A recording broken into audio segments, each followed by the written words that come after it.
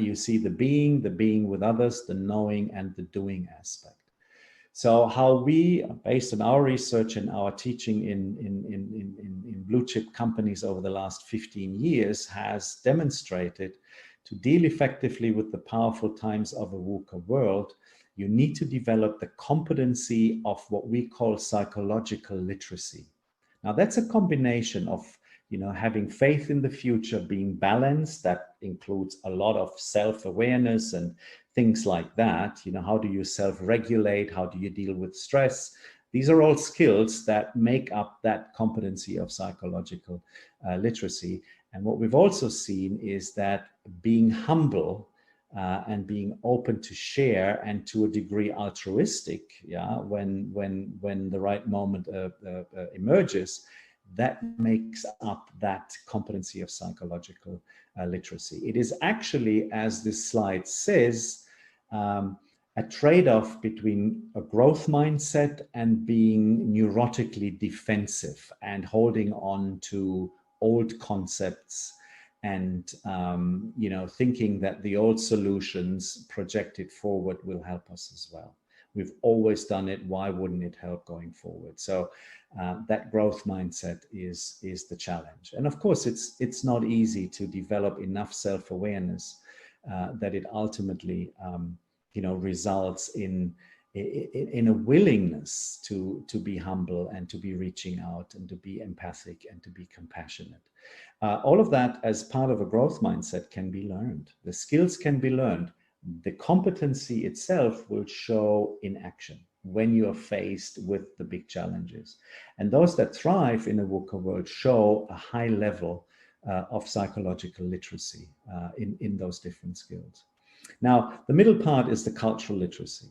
It's about being culturally aware versus being culturally blind in terms of how things need to be done.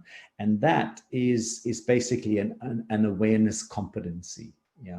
As I said before, the world going forward will not support the solo hero leader.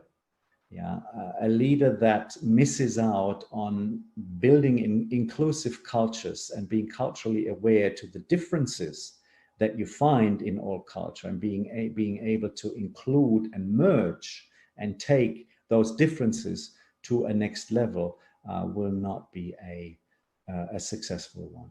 And also it's about the knowing literacy, versus the single-mindedness versus we have done this and this is how we do it and why would we not do it going forward, versus integrating multiple ways of knowing.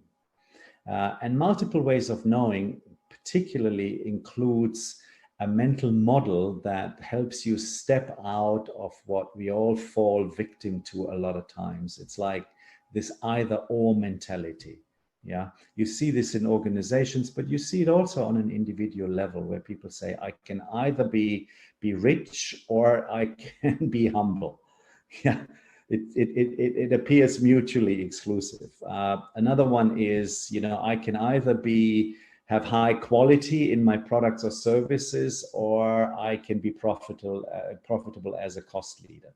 So there is this either or propositions that we often find ourselves stuck in, and they show up as dilemmas that we can't really solve. So multiple ways of knowing, to take two opposing ideas and bring them to the next level, that is the challenge that we're all facing going forward into this 21st century. Independent thinking, tolerance for people that are bringing different ideas and different solutions to the table, and a rootedness in believing that more people than one have pieces of the puzzle towards an effective solution.